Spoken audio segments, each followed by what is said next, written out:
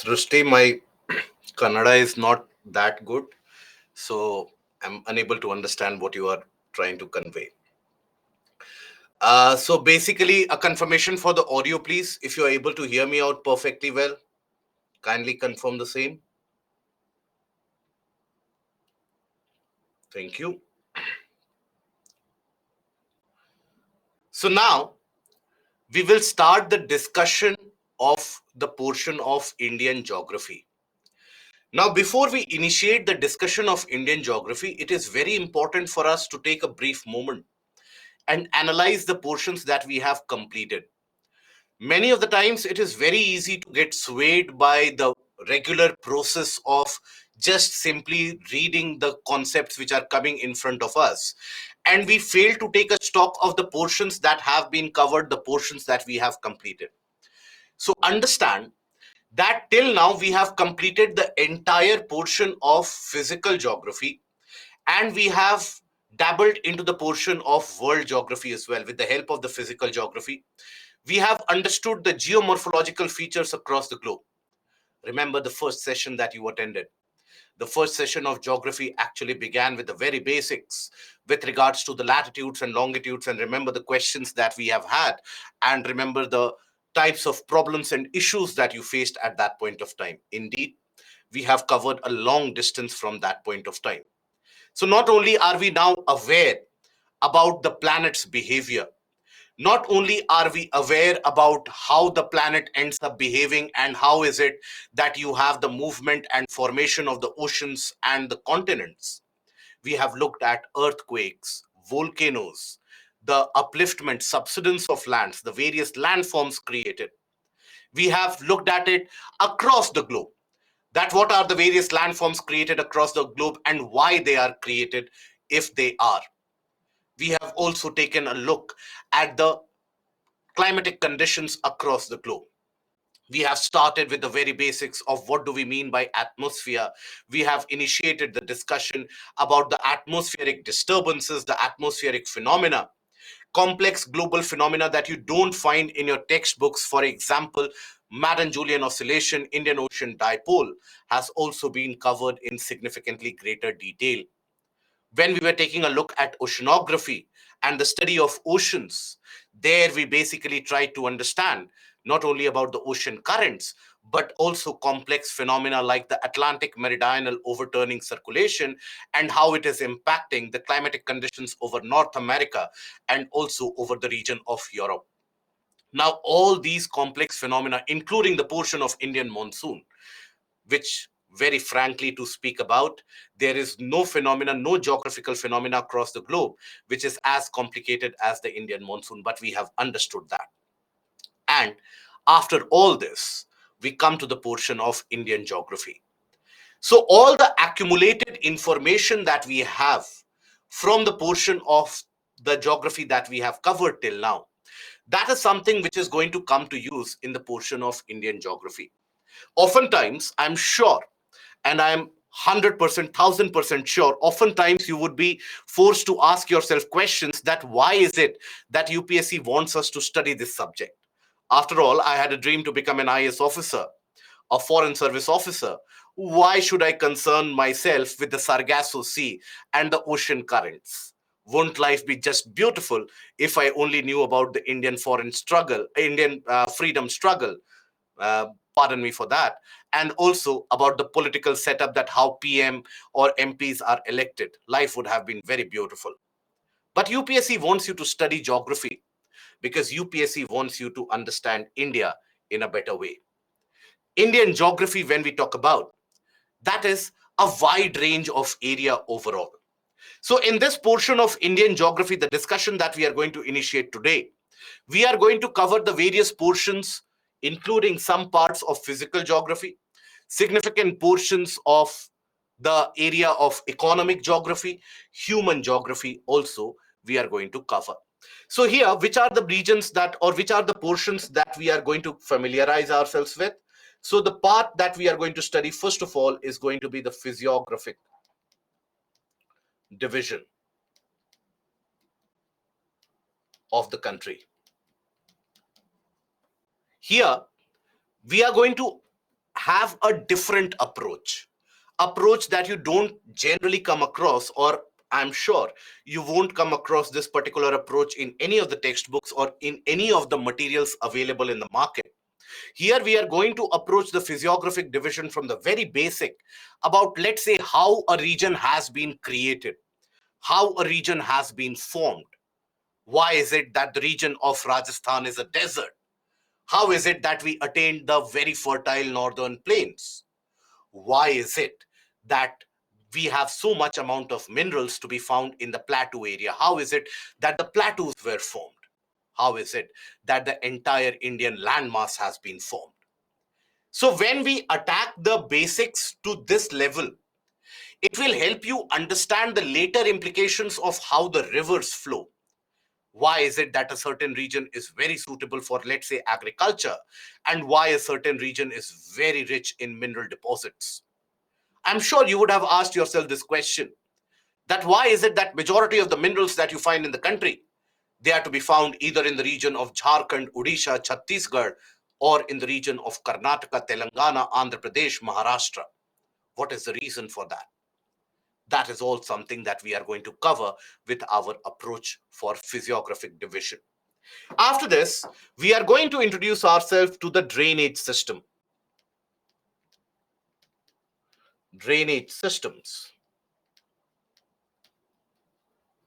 and rivers of India.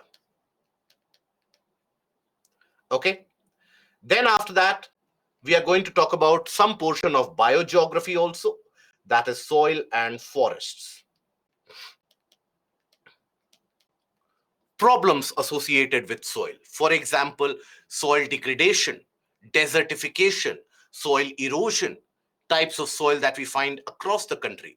What are the factors which are very pertinent to understand for the formation of soil, distribution of different types of soil across the country?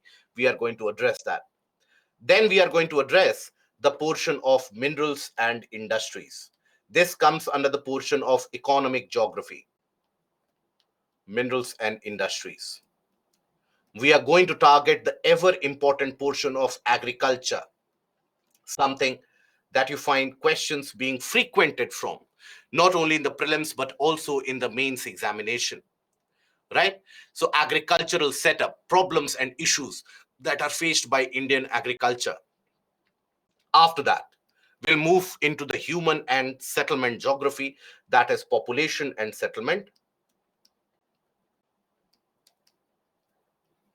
and settlement.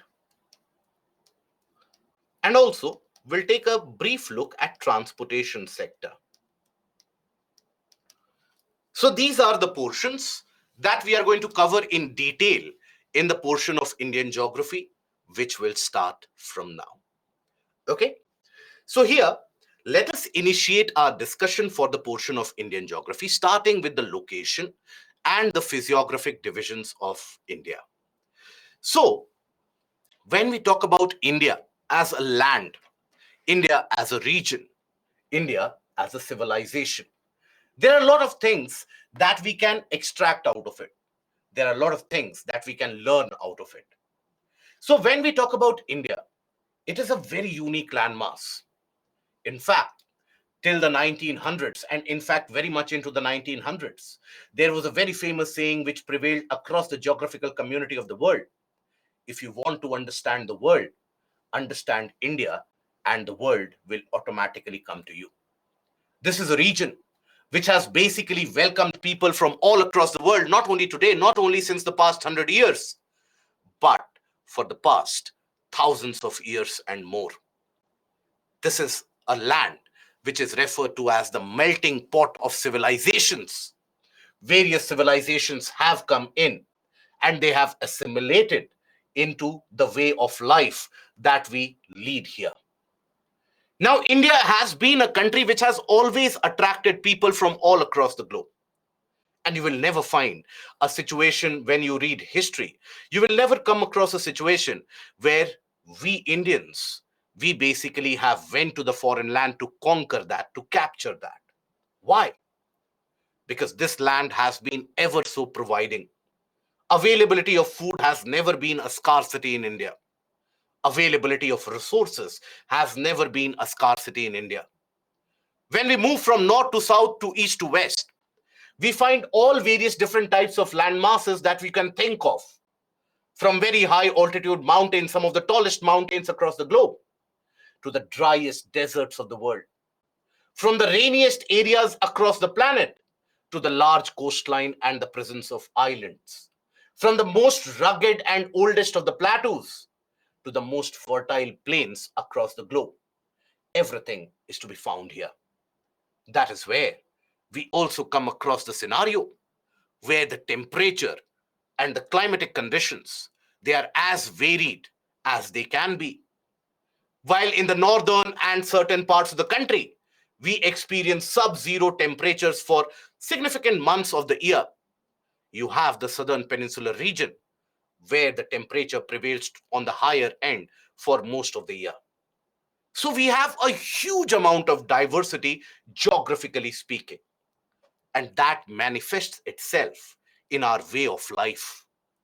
You move 100 kilometers, the language changes, the dialect changes, the customs change, the traditions change, the food habits, the feeding habits, they change. And all in all, life changes. And this is something very unique to this particular part of the world. That is why India is referred to as a subcontinent. You will not hear that term being used quite often and quite loosely for different parts of the world. But India is referred to as a subcontinent. Nowhere across the world will you come across a situation where an ocean has been named after a region of the world. We have our country sitting atop the vast Indian Ocean, and that presents itself with a huge set of opportunities. And these are the opportunities which have been present in front of us for a very long period of time. And that presents us with certain set of advantages. It is these advantages that UPSC wants you to know. Historically speaking, we have always had a kind of a protection from the north in the form of the Himalayas. We have had a kind of a barrier in the south in the form of the seas and the oceans. That is why this landscape has been so prized a possession.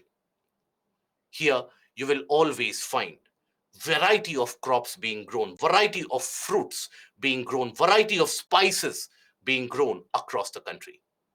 The diversity in terms of the plant and animal life in itself is so very distinct, it is very hard to replicate in any other part of the world. Now, that is why we need to understand it. And it is basically the bureaucrats, if they have the idea, the IAS officers, if they have the idea about the reality of the land, many of the times finding solutions to various problems becomes very easy. For example, let's suppose you are finally selected to be an IAS officer. Let's suppose you are posted somewhere in the region of eastern Maharashtra, in the Vidarbha region of Maharashtra. Now there, you come across a scenario where a lot of crops have been failing. And as a result of that, many farmers have been committing suicide. Now, because you know the geographical realities of the place, you would be aware that this is a dry region of the country. And this is a region which cannot support crops like sugarcane and rice. And that is leading to crop failures. Because you are aware that you have the local crops like millets, which can grow here, you will be able to provide a solution. And that can bring about a change in lives of millions of people. So this has been done. This is being done. And this will be done going ahead into the future. So that is why we need to study the portion of Indian geography in significantly greater detail. Our understanding of the entirety of the world boils down to understanding and gaining a clarity of what India looks like. And what it looks like? It is a home to billion plus population and increasing. It is a home of various different civilizations which have assimilated over a period of time. It is the home of diversity. It is a flag bearer of diverse cultures. And that is where we are a special land. We indicate and exhibit a special place. So, with that, let us initiate the discussion. First of all, we shall be making ourselves familiar with the aspect of location. Then we shall be making ourselves familiar with the portion of physiographic divisions as well. So, when we initiate the discussion, it is very pertinent for us to be aware about where India is located. So, when we talk about India overall, India is located in the northern hemisphere above equator. Now, the location of India, the region of this country, basically that means we have a very long territorial border, right? A very long territorial border and an equally long coastline. Now, that presents us with a huge amount of opportunity. It was famously said, and this was a statement made by the ex Maldivian president when he said that, look, the 1800s that belong to the region of the Atlantic, where the countries around the Atlantic, they grew at a stupendous pace. The 1900s or the 20th century belong to the Pacific Ocean, where you would observe the growth and stupendous growth of the countries around the Pacific, be it Japan, be it United States, be it Canada, and so on. And it is estimated that the 21st century is going to be the century of Indian Ocean. And India, sitting atop the Indian Ocean, is set to reap the dividends and the benefit out of it. Regardless of whatever the progress and the rate of progress might have been, there is always a kind of a feeling that we could have done more. But that does not take away from the fact where we are and what the potential is. As famously said, India is like an elephant. It moves slowly, but once it decides to move, it will move in a certain path. And we have indeed decided to move towards the path of development. If you take a look at it, all the different arms of development, they have been boosted to a significant proportion in the past couple of decades and a half. So here, sitting atop the Indian Ocean presents the opportunity unlike anywhere else. India has got the access and the supply to warmer waters. Now, those of you who will be studying the portion of optional area of geography, you will basically be studying that how the access to warmer waters has been a geostrategic goal that many different countries had tried to achieve.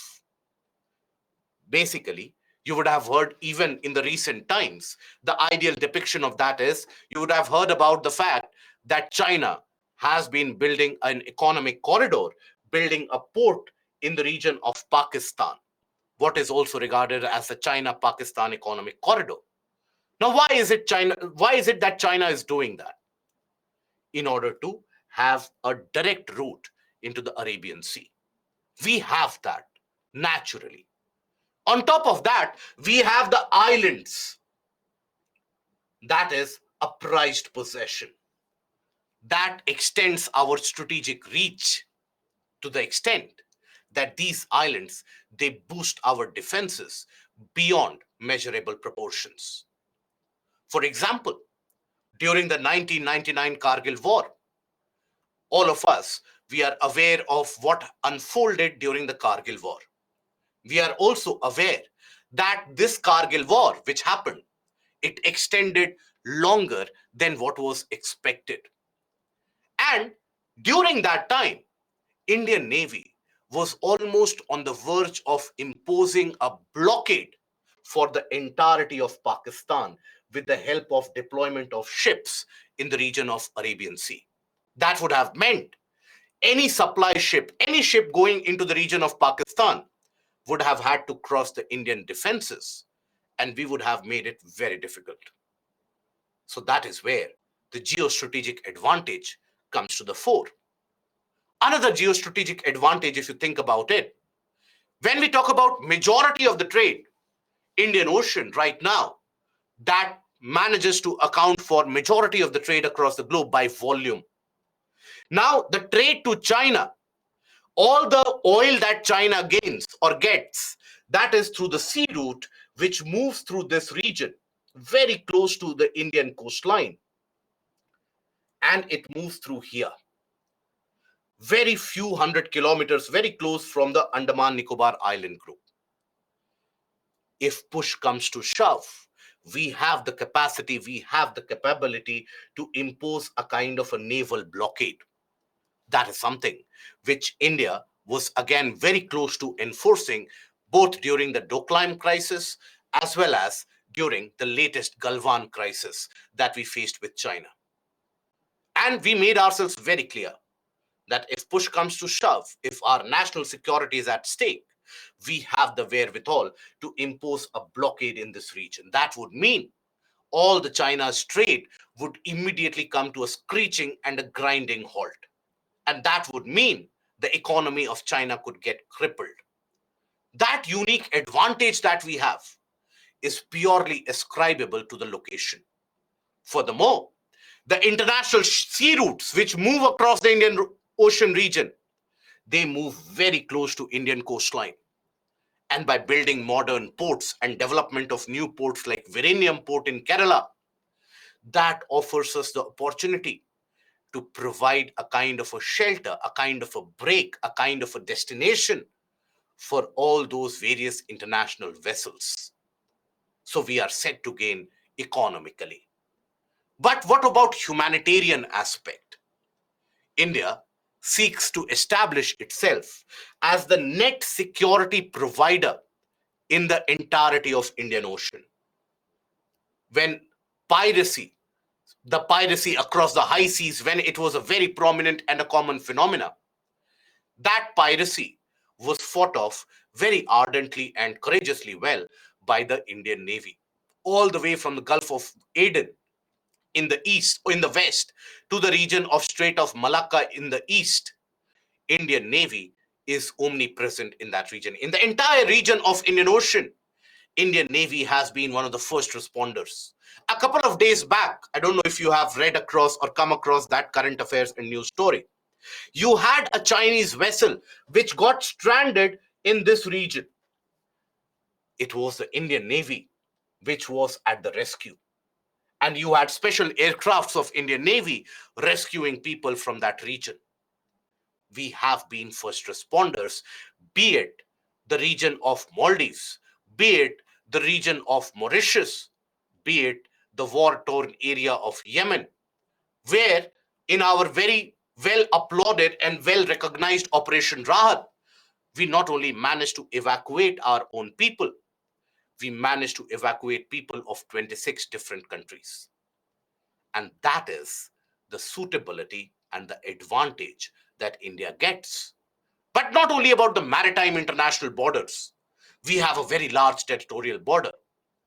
We have a natural boundary with countries like Afghanistan, China, Pakistan, Nepal, Bhutan, Myanmar, Bangladesh, to say the least.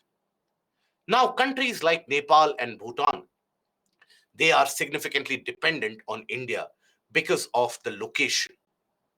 Any trade that, let's say, Nepal has to carry out, any international trade that Bhutan has to carry out, eventually they will have to send their goods across the country of India.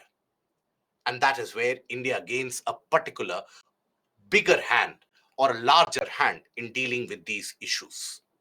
While we have our own set of problems across the international borders in many of the regions, nonetheless, these borders, they provide us also the opportunity to increase economically by people to people contact, by cultural connect, and also by trade and economic activities.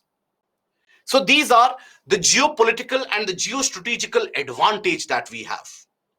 That is why the country like China is so very hell-bent to establish a kind of an alternate route which would connect it to Pakistan, to connect it to Arabian Sea. Why? So that they can escape this choke point that India can very easily develop. So that is the advantage. Now, from this particular portion, an essay type question has been asked.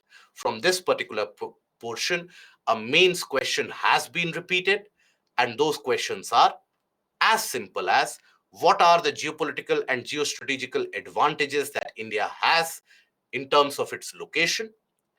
India sitting atop the Indian Ocean has got a certain advantage, elaborate. And also, how does the new century beckon for India owing to its location? So these type of questions have been asked recently. There was a question in mains examination GS paper 1 where the question was that India is referred to as a subcontinent. Why? So I hope now you will be able to write the answer for each one of them in significant amount of detail as is required. Okay?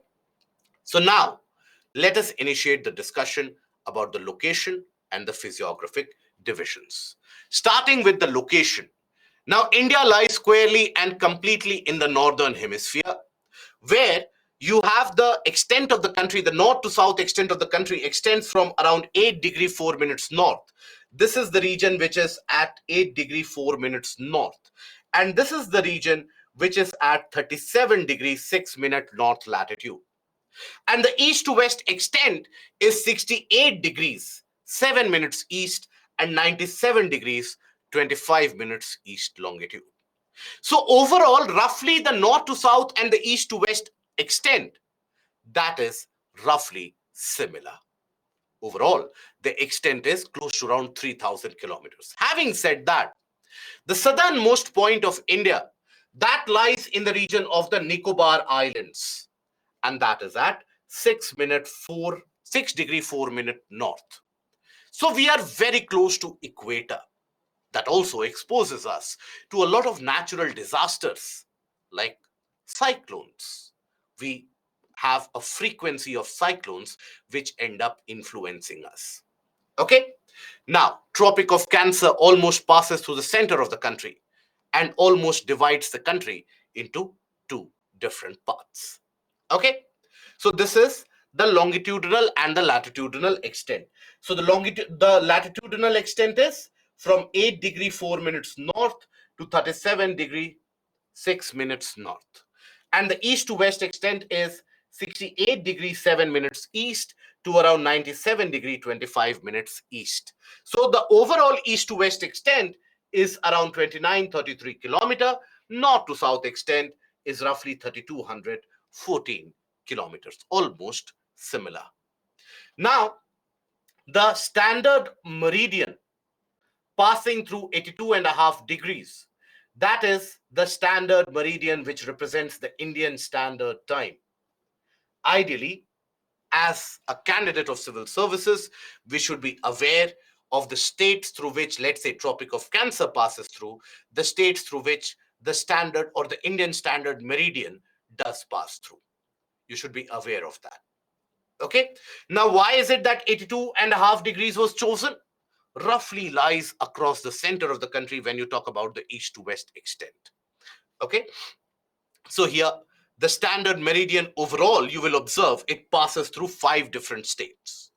So it crosses very close to the region of Allahabad, Mirzapur in Uttar Pradesh is where it passes through. And then it touches the region of Madhya Pradesh, then Chhattisgarh, Odisha, and Andhra Pradesh. So you should be aware of these. And Tropic of Cancer passes through which of these states? When we say and when we talk about Tropic of Cancer,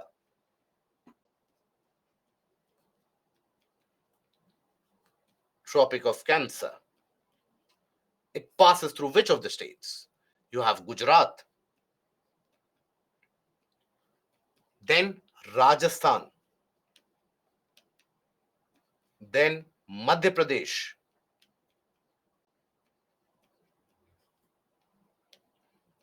then Chhattisgarh or CG, then Jharkhand, West Bengal, Tripura, and Mizoram.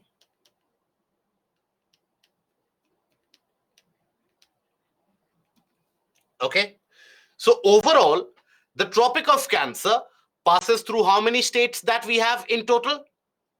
So the Tropic of Cancer will pass through the 8 different states that we have. Okay. Now here, when we are talking about the states, so understand that there are 2 states through which both Tropic of Cancer and the Indian Standard Meridian passes through. Which are those 2 states? MP and Chhattisgarh. So these are the 2 states through which both the Tropic of Cancer and the Standard Meridian passes through. So MP and Chhattisgarh. Both Tropic of Cancer and Standard Meridian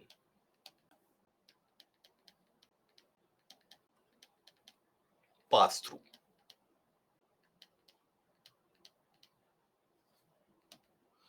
And then only one state will be there where both of them intersect. Which is that state? Where both the Tropic of Cancer and the Standard Meridian will intersect? That is the state of Chhattisgarh. Here. So Chhattisgarh is the state where basically Tropic of Cancer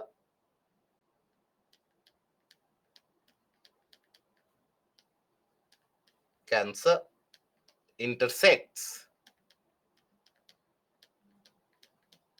with the Standard Meridian.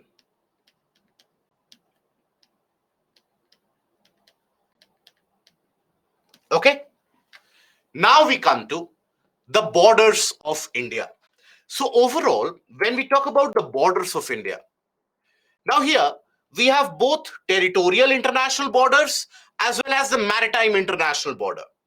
So all these states that we consider, that is Gujarat, Maharashtra, Goa, Karnataka, Kerala, Tamil Nadu, then you have the region of Andhra Pradesh, Odisha, West Bengal. All of these will end up sharing international maritime borders.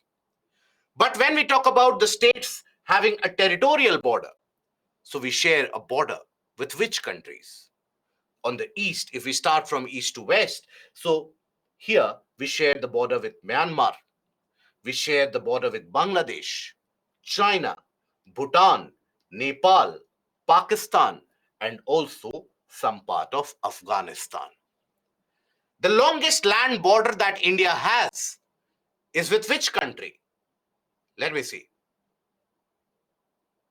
It is very good. The longest land border that India has is with Bangladesh. That is where we have the longest land border of the country. And the shortest land border that we have is with the country of Afghanistan. It is in this portion that we have the border with Afghanistan. So here, that is the case of the land borders. Across the maritime regions, we have the neighbors of Sri Lanka, we have the neighbors of Maldives. These are our maritime neighbors. Okay, so basically that gives us an idea about the bordering and India and its neighbors. So India shares its land boundary with Myanmar, China, Bhutan, Nepal, Afghanistan, Pakistan, and Bangladesh. Longest border being with Bangladesh, shortest with Afghanistan. Okay. Now here, Sri Lanka and Maldives are the 2 island countries located across the Indian Ocean, which are our natural neighbors. Now, let us take a look at the border with Afghanistan. It is the shortest border. And that is where many of us are not even aware that India naturally shares its border with Afghanistan. This has been a point of contention for a long period of time between India and Pakistan. India seeks to be the natural neighbor of Afghanistan. That is why India seeks to have a say in the future of Afghanistan whenever there is an international conference and any international meeting. That because we are natural neighbors, we do have a say. But then, that particular region, if you observe, this is where India shares its border with Afghanistan. Now, this is the region.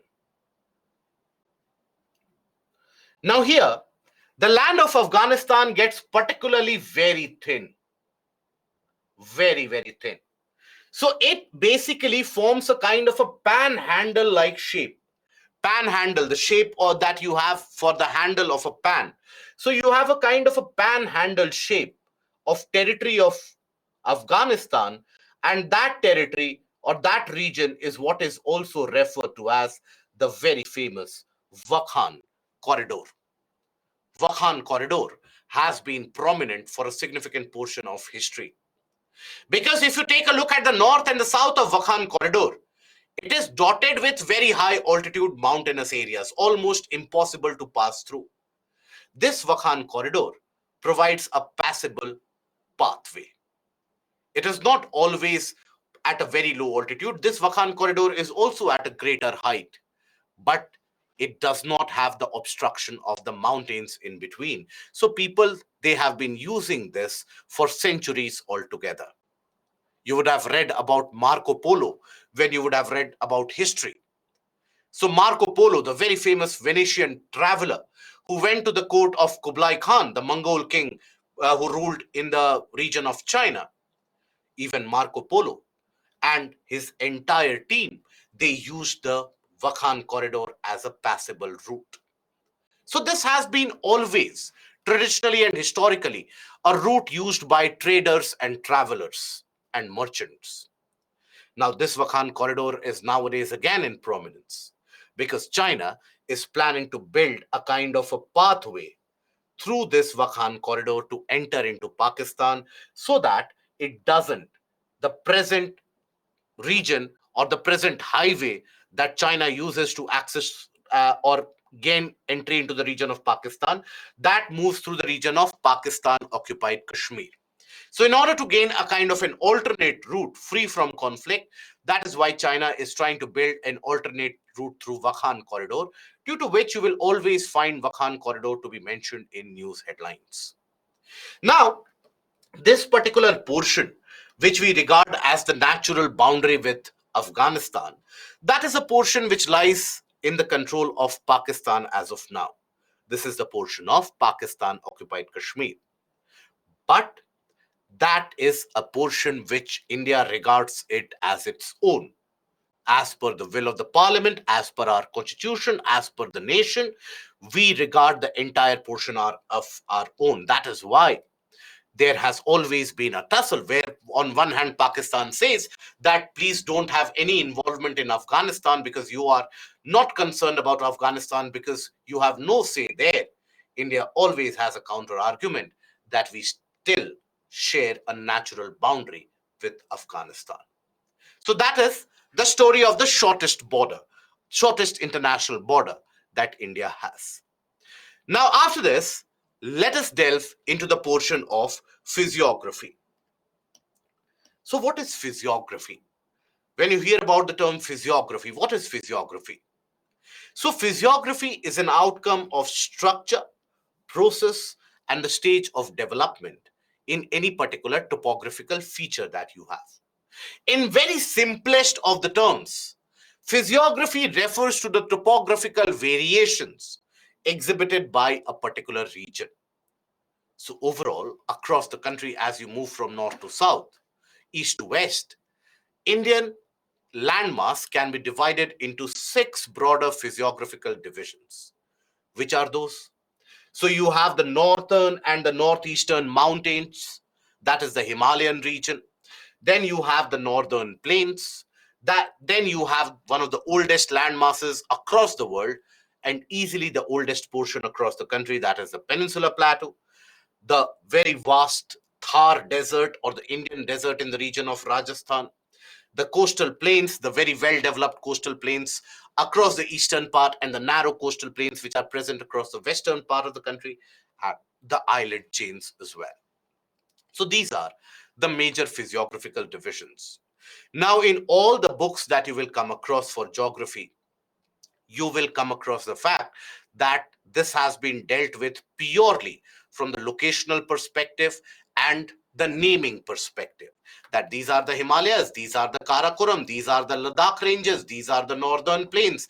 In the northern plains, you have the classification of various areas, Upper Ganga Plain, Lower Ganga Plain, Middle Ganga Plain. In the plateau region, you have the Madhya Bharat, Pathar, Bundelkhand, Bagelkhand, and so on. That is it.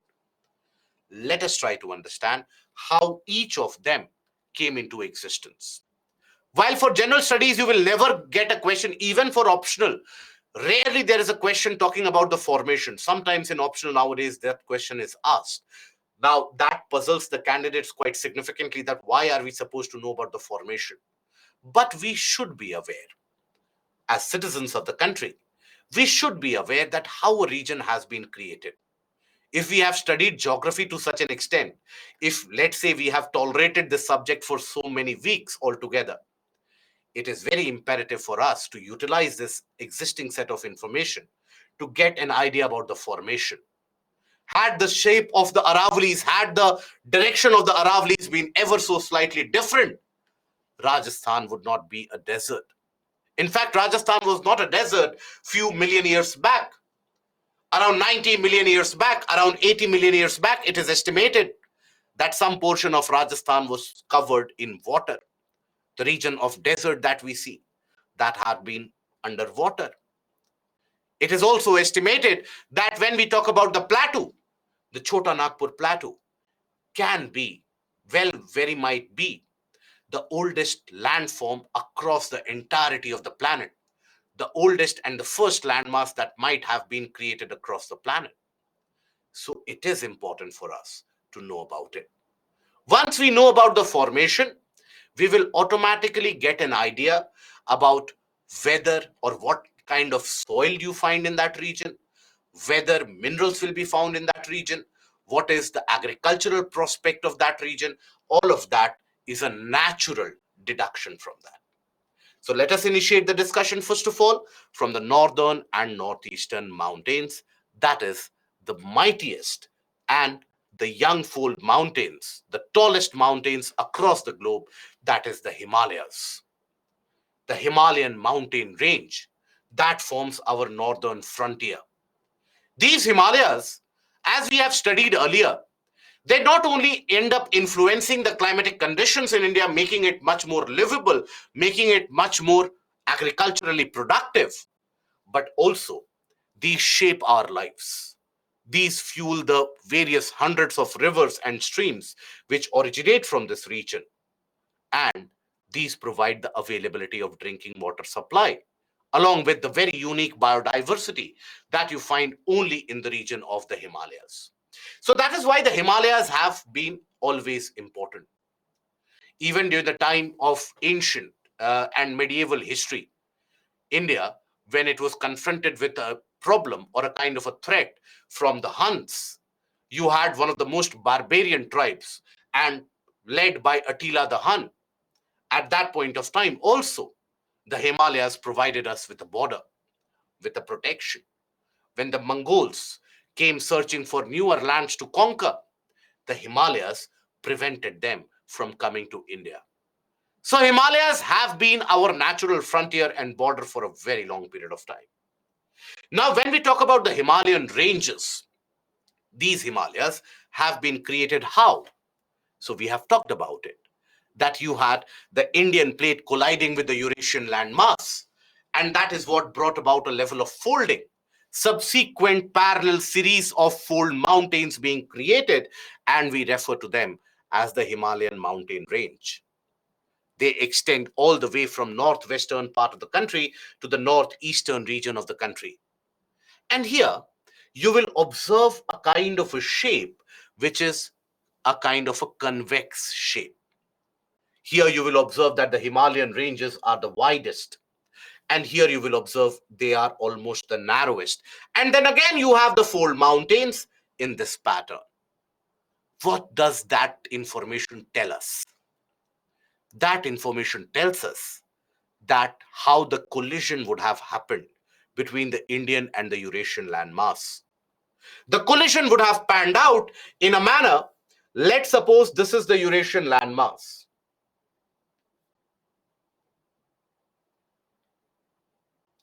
Let's suppose this is the Eurasian landmass and the Indian landmass was proceeding ahead, and the Indian landmass underwent a kind of a collision, let's suppose. Now, as this collided, as this moved ahead, first of all, it was this region which collided and this region which was created. But when it went ahead and it collided with here, the land experienced an obstruction in the form of Eurasian landmass, while there was folding which began here. At the same time, what happened? The Indian landmass pivoted. Because of obstruction here, there was a movement like this. Whenever, let's say you are riding a bicycle, you are riding a motorbike, you are riding a scooter, what happens if you suddenly end up applying the front brake? The rear portion swivels, right? So something similar happened here. As soon as there was a front brake, the rear portion swiveled. That is why this portion collided. And that is why the Himalayan landmass indicate a kind of a behavior like this. Now these Himalayas, the Himalayan ranges, what is it that we consider as a Himalayan range? What is a range? So when we talk about a mountain range, oftentimes, especially in the case of the Himalayan mountain range, they end up representing the parallel set of mountains which basically are prevalent, which are continuous. Now here you will find three ranges which are continuous. From the west to the east, three ranges are continuous. They are considered the part of the Himalayan mountain chain. Which are these?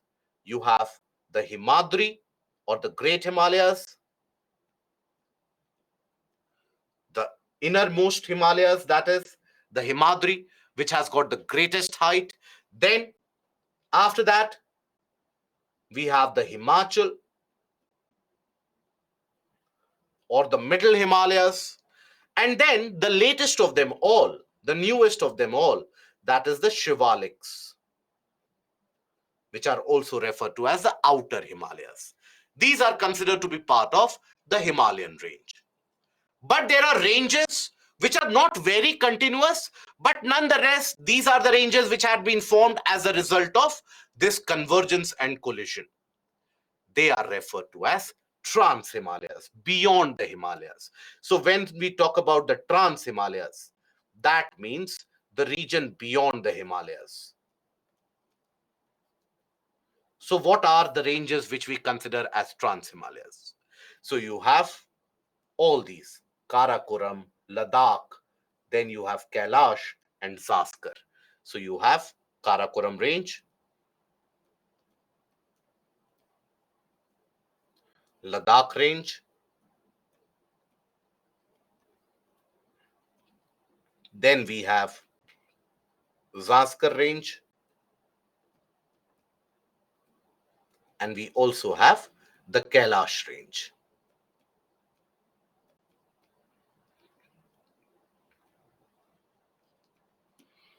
Okay, these are referred to as trans-Himalayas. They are not considered to be a part of the Himalayan mountain range because they are not continuous through the region of west to east. But nonetheless, they are beyond the Himalayas. So hence trans-Himalayas. Now this folding which happened brought about a significant bend in the region of the Himalayas at two different areas. One of the region is here.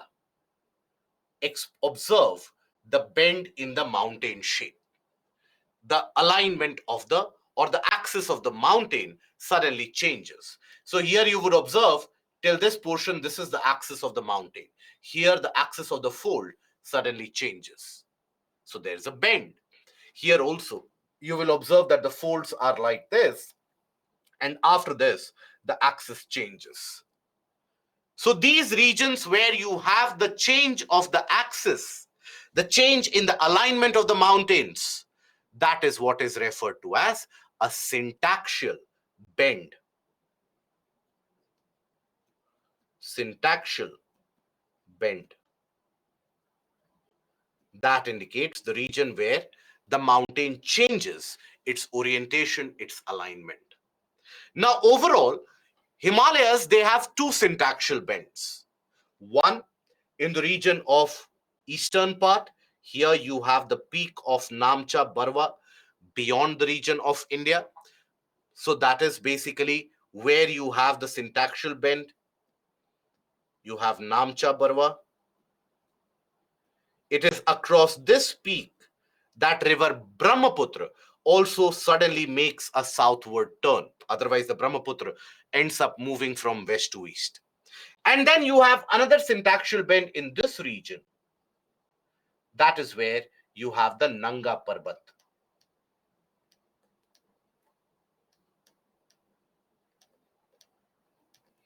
Okay. So the Himalayas, they have two syntactial bends, one in the east in the region of Namcha Barwa, and then in the west in the region of Nanga Parbat.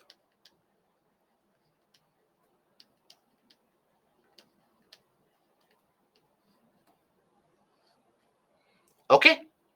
Now, after this, let us take a look at the Himalayan mountain ranges, and then let us take a look at the features associated. Okay. Meanwhile, let me see a couple of questions that we have. Is India on a single plate? Yes. Um, Other names of range also. Which other names of which ranges? Uh, Please clarify the question. Nanga Parbat is in the territory of India, right now in the control of Pakistan, the Pakistan occupied Kashmir. So that is where Nanga Parbat is. Okay. Syntactial bend. So syntactial bend basically refers to that region or that particular bending in the axis of the mountain. So the fold. So here you have the fold of the mountain in this direction. The axis is common. But if you consider the fold mountains here, the fold mountains have suddenly changed the axis. So that bending is what is referred to as syntactial bend. Okay. Then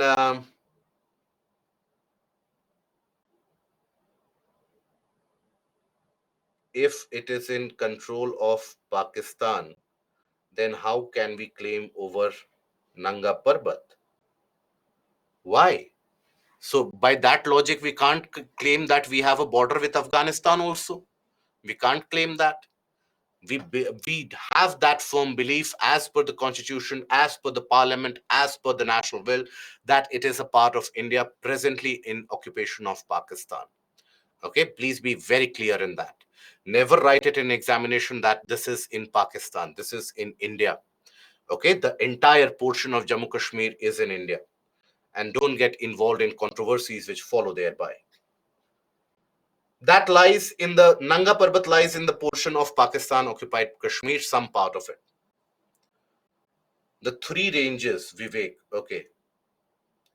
Okay, the English name. Okay, you will be given that English name. Don't worry about that. Himadri is the Great Himalayas, the Greater Himalayas, or what is referred to as the Inner Himalayas. Himachal is referred to as the Middle Himalayas or the Lesser Himalayas, and Shivaliks are referred to as the Outer Himalayas. Okay. Syntactial bend does not impact the monsoon. It causes rainfall by trapping the winds in that region. So it does have the impact of trapping the orographic winds. Okay. Any more doubts that we have? How many Indian states does not have a sea boundary? Many of the Indian states do not have a sea boundary. In fact, to the north of Tropic of Cancer, if you consider, you will have many states which, and even to the south of Tropic of Cancer, Telangana does not have access to sea. To the north of Tropic of Cancer, if you consider, from the region of Madhya Pradesh, Chhattisgarh, Jharkhand, Bihar, all the northeastern states that we have, and further north, all the northern states that we have, they don't have access to sea. Okay. Now you have few of the states which do not have any international borders. And which are those states? Haryana, Madhya Pradesh, Jharkhand, Chhattisgarh, Telangana, and the region of Delhi.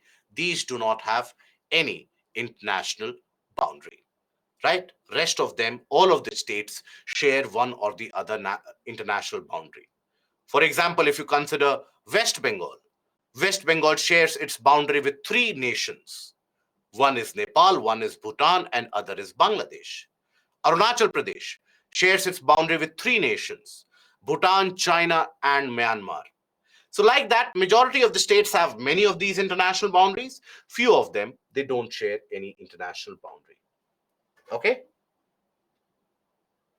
Ranges have been divided by regional name for what purpose? For easier reference point. That is it. So if you consider, let's say, if you have to talk about the region of Nanda Devi, which is, let's say, situated here, you cannot end up saying that somewhere in the region of the middle Himalayas and greater Himalayas, in the region 500 kilometers from the western part, so there you have a peak which is referred to as Nanda Devi. It is easier to refer in Uttarakhand Himalayas, we have Nanda Devi, isn't it? That is why you have the regionalization and the regional names. Okay,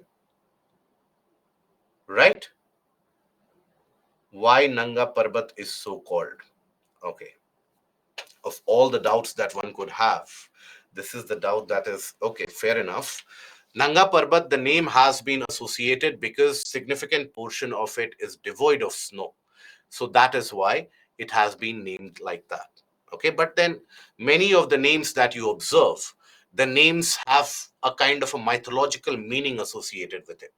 For example, Annapurna, one of the toughest mountains to ever summit. It is easier to climb Mount Everest as compared to Mount Annapurna. Now, why do you think Annapurna has been named so? Is it because that it provides you food grains?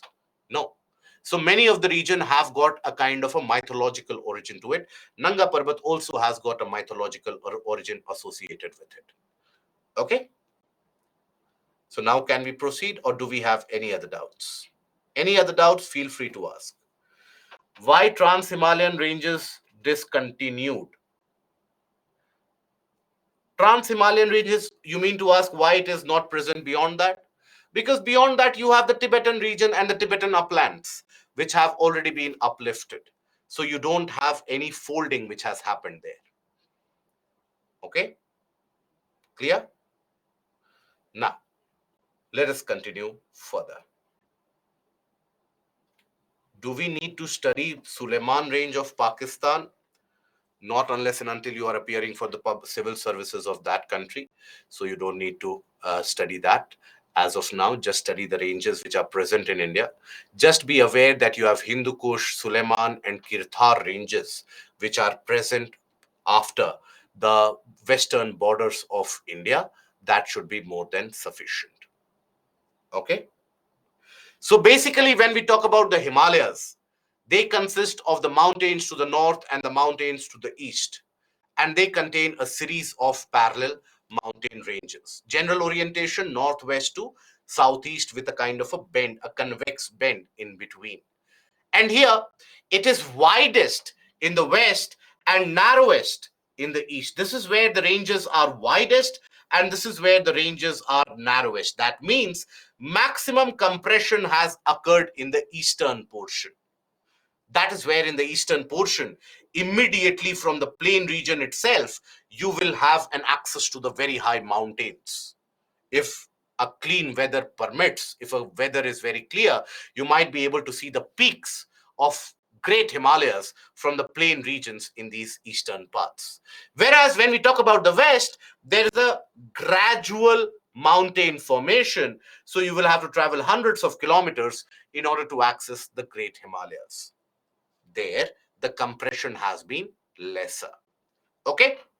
Now, after this, length of the Great Himalayan Range is approximately 2,500 kilometers from west to east, and its width varies between 160 to 400 kilometers north to south. It is widest in the west, narrowest in the east. This is basically the cross-sectional representation of the Himalayan mountain range. We have already taken a look at the formation. Basically, here this is the great or the inner Himalayas, right? The Himadri. This is the region of Himadri. Yes, Anshu, that is correct. Then you have the middle or lesser Himalayas or the Himachal. Then you have Shivalik or the outer Himalayas, right? and then you have the Indo-Gangetic plains. The plain region begins. Now here, you will observe something mentioned as MCT, MBT, and HFF. What are these? These are basically thrust faults. So we have seen at the time of formation of Himalayas in itself that whenever there is increased amount of compression which happens, beyond a point, the rocks cannot get deformed anymore. And that is when the rocks break and develop what is referred to as thrust fault. So all these are basically thrust faults. And this is what stands for the main central thrust.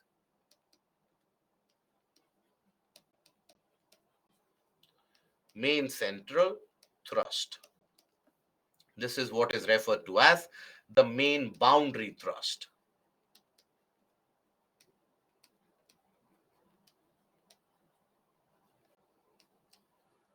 And then this is what is referred to as Himalayan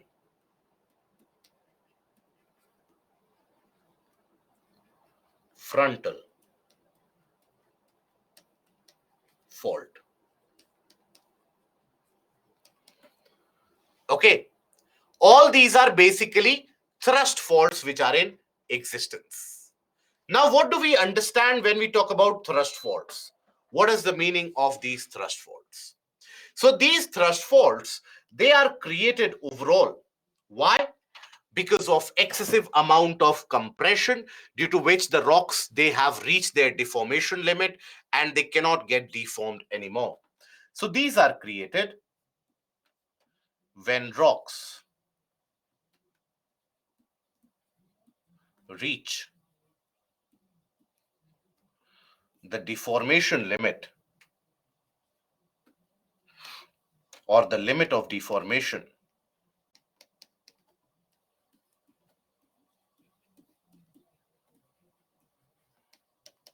and break, creating a crack or a fault line.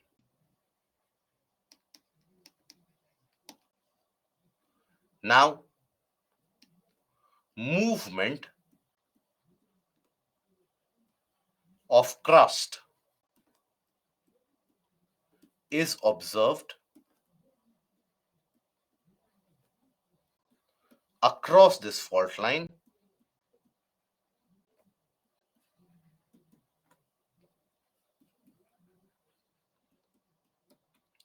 which initiates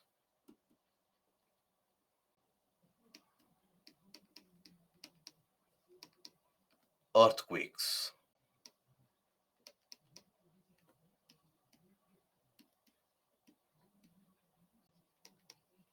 So how have they been created overall? So let's suppose you have the Indian plate and the Eurasian plate when they collided. Let's suppose they led to the formation of a mountain. Okay.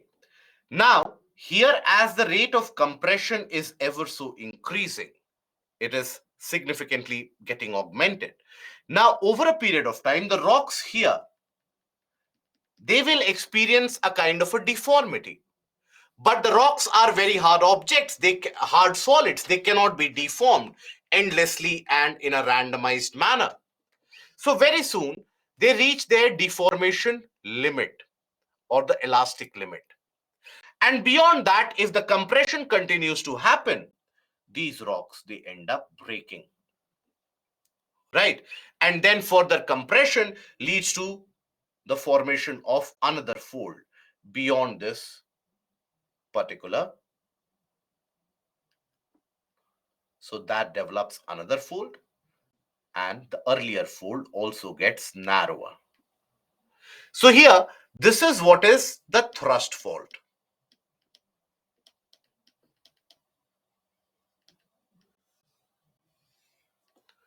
Okay. Now, whenever there is compression or a movement happening across this region, ever so slightly, the rocks here will end up sliding underneath one another. Now, that slide will be very irregular. It will not be smooth. It will be very staggered. And whenever that sudden movement happens, a lot of energy is released that ends up shaking the ground surface. And that is what we experience in the form of earthquakes. So when you hear about the various different earthquakes, now for a very long period of time, we have not been experiencing any movement across main central thrust. But the very infamous Kathmandu earthquake of 2015, that happened because of movement across MBT. The very infamous earthquake of Uttarakhand, that happened because of movement across the MBT. The earthquakes which have been happening across Himachal Pradesh, that have happened because of movement across MBT.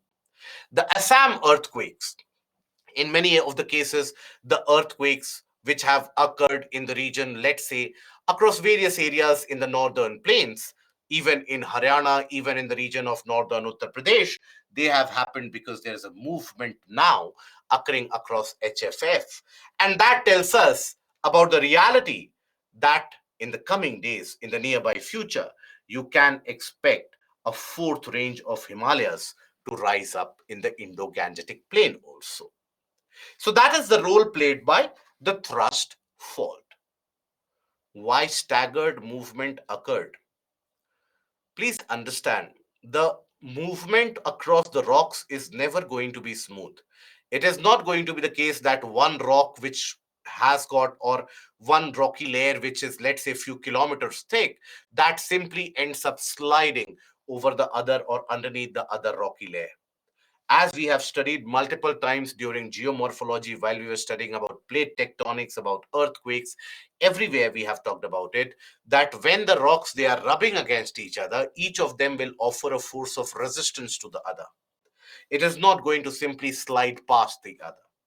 And that is why the motion which is initiated is going to be staggered quite significantly, right? So that is basically what you experience here.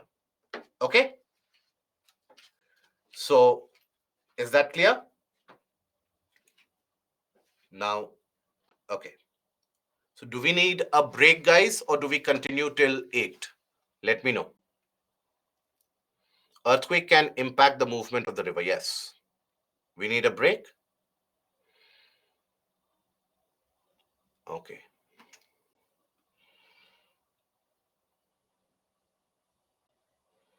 Okay. We can continue?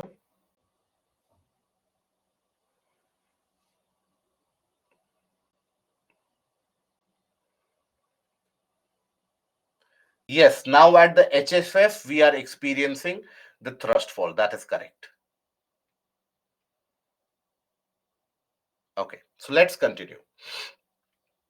So we are experiencing a motion at HFF as of now, because that is where a fault has been activated, which indicates that the land is going to fold in front of that fault. And that is going to lead to a rise of the fourth range of Himalayas in the coming future. Now here, when we talk about these thrust faults, overall, they have been in presence, they have been active for a very long period of time.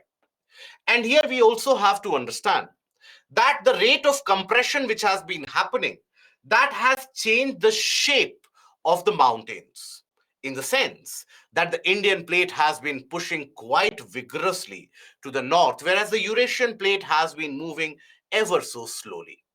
So here, when we talk about the movement of the Indian plate, that has been staggeringly fast. So that is why the shape of the Himalayas, you will observe that the southern slope of the Himalayas is much more steeper, whereas the northern slope is much more gentler. Right? This is the normal shape of the Himalayas that you come across. This kind of a topography is initiated. Why? Because the southern part or the Indian plate is moving at a much faster pace, and the northern part, that is the Eurasian plate, is moving ever so slowly. This gives rise to a unique topography, that is what is referred to as hogback topography.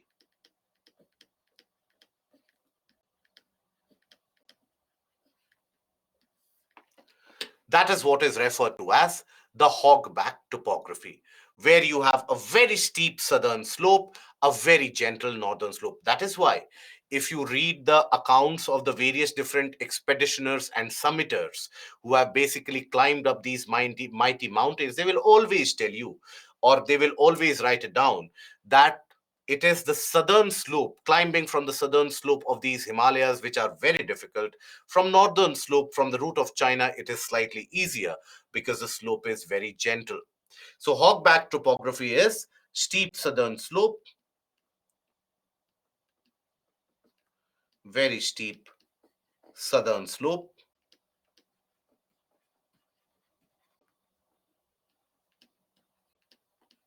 and a gentle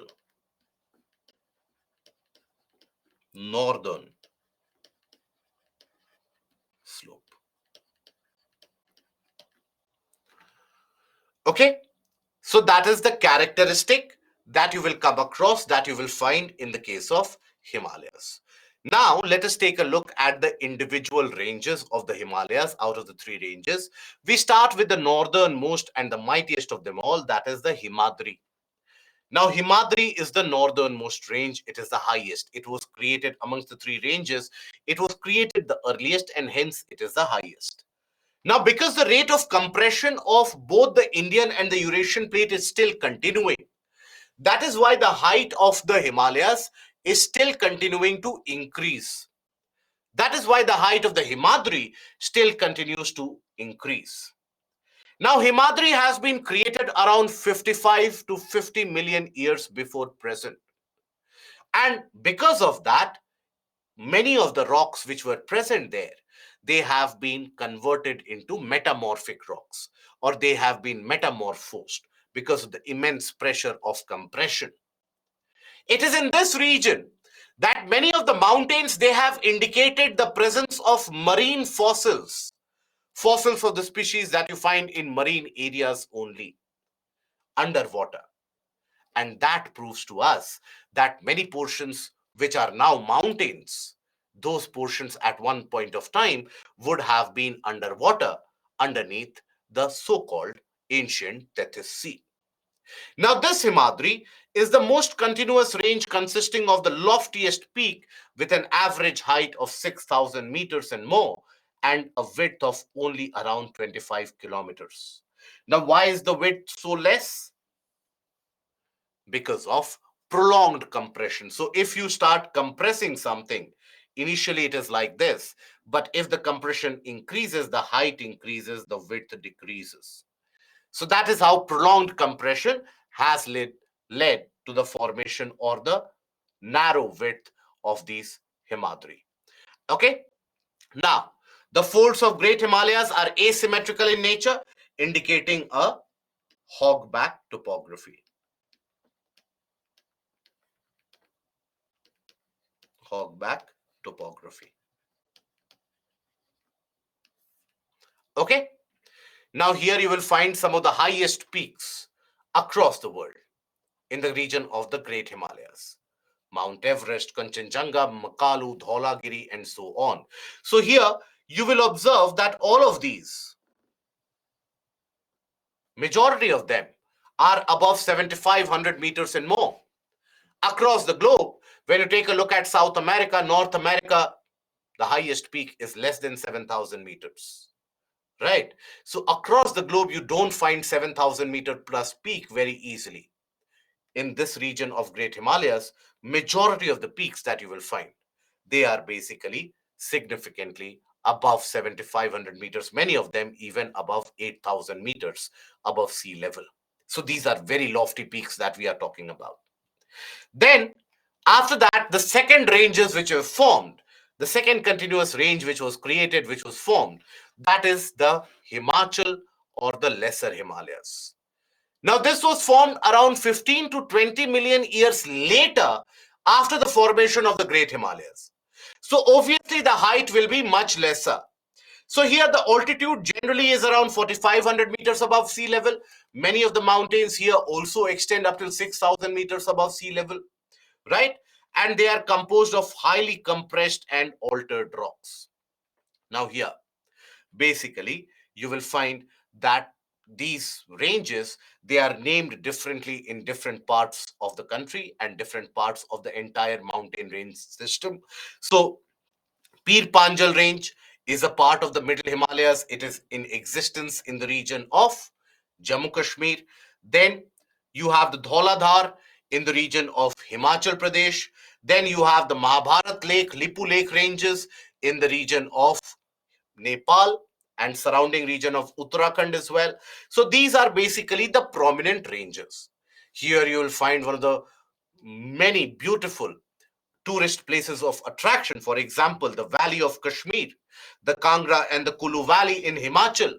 All of these, they are present in this area. Many of the hill stations, the famous hill stations, Dalhousie, Maklodganj, Dharamshala, all of them you'll find in these middle Himalayas or the Himachal. Okay. Now here, again around 10 to 15 million years later was when the initiation of the Shivalik ranges happened. So before that, when you talk about, let's suppose, these are your middle Himalayas, these are your greater Himalayas. Now, 10 to 15 million years is a long time period. So in between that, already you had rivers which would originate from both of these, the rivers which would originate from both of these, and the rivers which would end up draining through this area. So already you had many of these sedimentary deposits which were carried out beyond the middle Himalayas. To the south of the middle Himalayas, already you had a series and a host of sedimentary deposits which had happened. And it is those deposits which later folded to form the newest range of the Himalayas, which we refer to as the Shivaliks. So Shivaliks, they are the outermost range of the Himalayas, and hence they are sometimes also referred to as the outer Himalayas in itself. And here they extend over a width of 10 to 50 kilometers, have an altitude around 1000 to 2000 meters. Now, this Shivalik is composed of unconsolidated sediments brought down by the rivers from the main Himalayan ranges. So, the sedimentary deposits which were created, all of that has formed these Himalayan ranges. Now, here you will also come across a scenario or a situation where these Shivaliks have also been named differently in different parts of the country. So they are referred to as Jammu Hills in the region of Jammu, Dhang and Dhundwa Range in the region of Uttarakhand, Churya Ghat Hills of Nepal in the region of Arunachal. They are named as per the local tribes, as is the case in the entire hills and the hilly region of the eastern part. All of them are named after the local tribes. So you have Dafla, Miri, Abor, Mishmi, that is in the region of Arunachal. Now, Shivalik is largely continuous across the entirety of the Himalayan ranges. There are only two areas of discontinuity when we talk about the Shivaliks. Which are those? So, in some region in the western part where you have the presence of river Kali, that is where it is found to be absent. And in the eastern part, between the river Tista and river Raidak, that is where the Shivalik is also discontinuous. So other than these, the Shivalik is a continuous range. It is much more closer to the two ranges to the north in the eastern part of the country. Whereas in the western part of the country, northwestern part of the country, you have significant distance between the Shivalik and the greater Himalayas. Why? Because in the northeastern part, greater amount of compression has happened. Now we come across the various different landforms created by the process of the folding. So we start with, first of all, dunes and duars. All of us would have heard about the names of dunes, Dehradun, Kotli Dun, Patli Dun. You have many of these dunes. So what are dunes and duars? So before you start getting confused in your mind, let me tell you, both of them are the same depositional feature. Both of them are same. The name is different depending upon where you find them. So here, both of them basically depositional features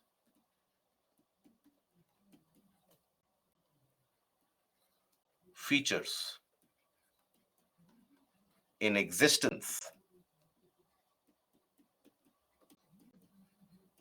between the middle Himalayas or between the Himachal and Shivaliks.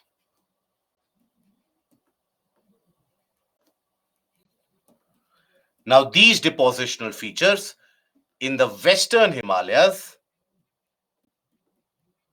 in the region of the western Himalayas, these depositional features are referred to as dunes. And as soon as you come to the region of the eastern Himalayas, these are referred to as duars.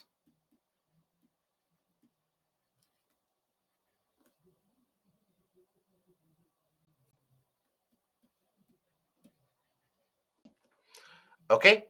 In the eastern region, they are referred to as duars. So that is why, what are these dunes and duars? It is important for us to understand how they are created. Right? So let us understand that. So basically, and understand the entire chronology of their formation. So basically, when you had already the formation of the middle Himalayas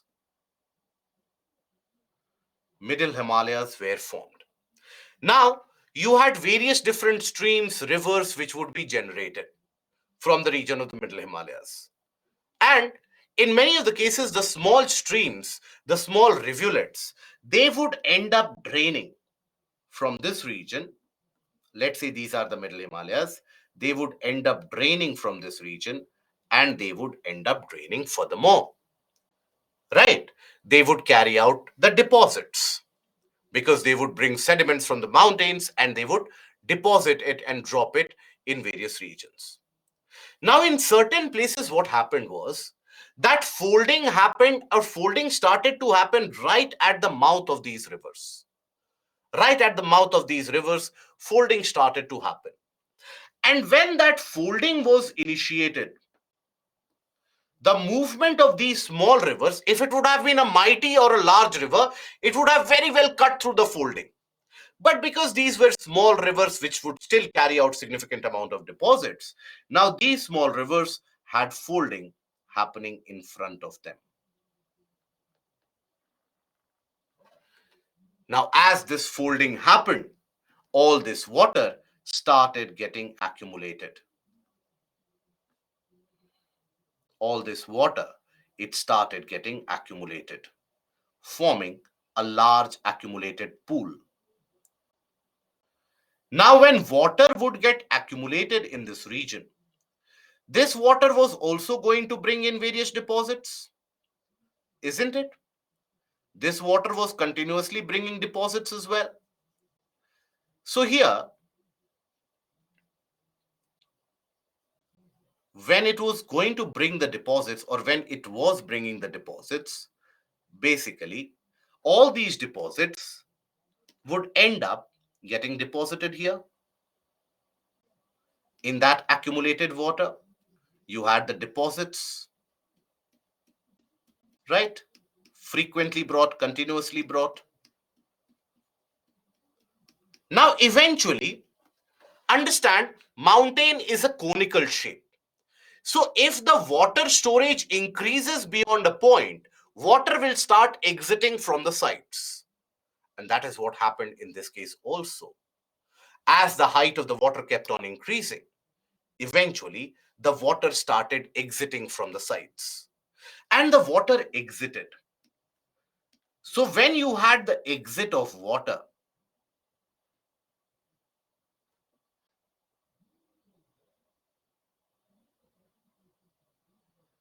that left behind the deposits. When you had the exit of water, it left behind the deposits in picture.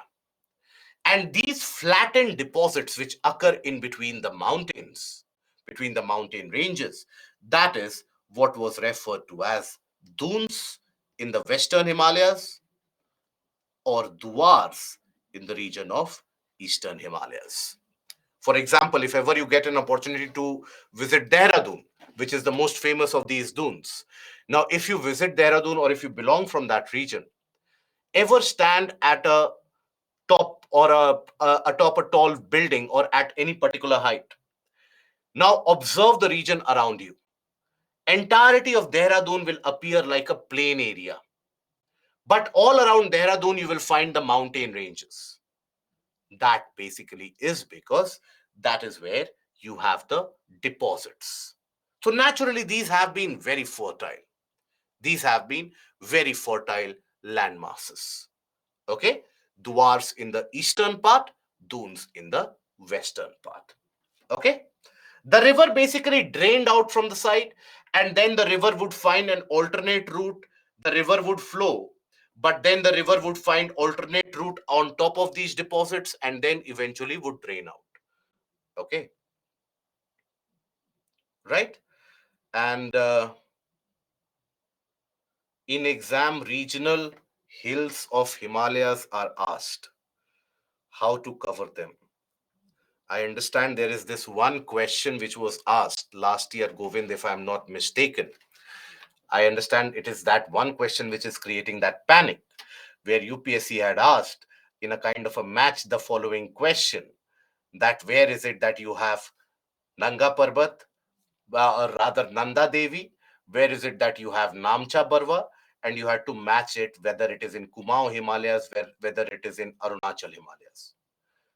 Please correct me if I'm wrong. I hope that you are referring to the same aspect, the same question that is tricking you.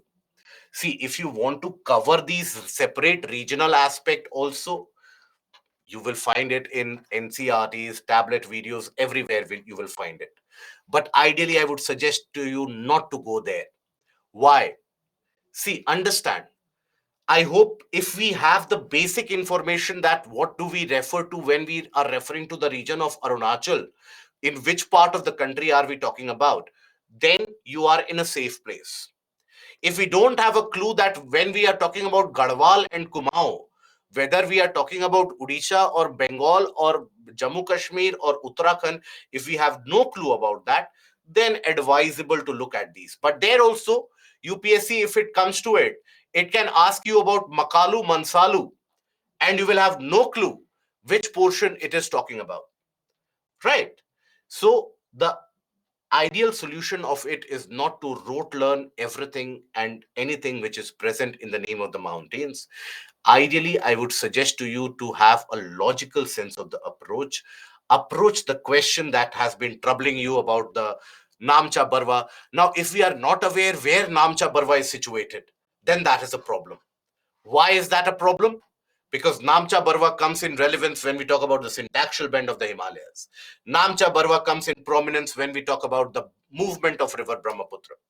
Nanda Devi comes into the picture when we talk about the region of river Ganga. Nanda Devi also comes into the picture when you talk about biosphere reserves in the region of or in the portion of environment and ecology. So UPSC does ask you very famous peaks, right? So I hope we have some idea about the famous peaks. At least that much information I hope we have gained in our school days. For example, if I ask you which is the tallest mountain of India, what do you think is the answer? How many of us feel that Mount Everest is the tallest mountain of India? And how many of us have a different answer for that? Good. So two of us have given the correct answer. Okay, four of us have given the correct answer. So it is K2, Mount Godwin Austen, which is present in the Karakoram ranges in the region of Pakistan occupied Kashmir. Right. If the same question is reframed in within the Indian controlled territory, then Kanchenjunga will be the correct answer. Kanchenjunga is the third most highest peak of the world, right? And Mount Everest, my dear friends, is situated in the region of Nepal. It is not situated in India. So this much amount of basic information, I think, Govind, we can have. If we have this much basic information, you don't need to particularly get into the aspect what are Kashmir Himalayas, what are Punjab and Himachal Himalayas, what are the Uttarakhand and Nepal Himalayas, what are Arunachal Himalayas. That is a kind of a regionalization where even if you go into that, you will not be aware of the peaks. Any book that you will come across, they will generally refer to you about the characteristics, about the type of plants that you find in that area, the kind of the name of the rivers that will originate in that area. Okay, so I hope you are able to look at the larger picture. If any doubt still prevails, feel free to ask. And it means these areas contain fossil fuels? No.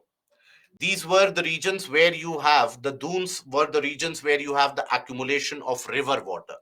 Marine water, wherever it is present, that is where you will have the presence of fossil fuels. Okay. Prajwal, please tell me about the unconsolidated sediments. Unconsolidated means what? Something which is not structured, that is unconsolidated. So here we have talked about the fact that when you had the formation of the middle Himalayas, after that around 10 to 15 million years later was when the origin and the formation of the Shivaliks was initiated. Now, that 10 to 15 million years, for that time duration, you had the deposits carried out by the rivers which were originating from the middle and the greater Himalayas. Now, all those deposits, basically, these were the unconsolidated sedimentary deposits. They were not structured enough. So, that is where these deposits, they basically form the Shivaliks. That is why the Shivaliks, they are referred to as composed of unconsolidated sediments brought down by the rivers from the main Himalayan ranges located further north. Which main Himalayan ranges? Himadri and Himachal. And Himachal. Okay. Vishal, dune is formed near the thrust fault. Not always. Not always. But dune is nonetheless prone to earthquakes. Aarti, the formation of dune overall, if you take a look at it, formation of dune is associated with when you had small rivulets originating from the region of the middle Himalayas or the Himachal. Now, many of the times you have a folding happening here. Does not mean that the entire region will get folded uniformly. So many of the times you had the folding happening immediately at the mouth of that river. So that is where the river water would start getting accumulated in that region. And as the river water would be accumulated, it would carry out significant amount of deposits. Now, once the water level increased due to the deposits, eventually because the mountain formation is conical in shape, so the water would exit from the sides, leaving the deposits behind. Those deposits are referred to as dunes and duars. Okay? And Ajit, what is Himalayan passes? So when we talk about mountain passes, these are the passable regions, passes, providing a pathway of passage.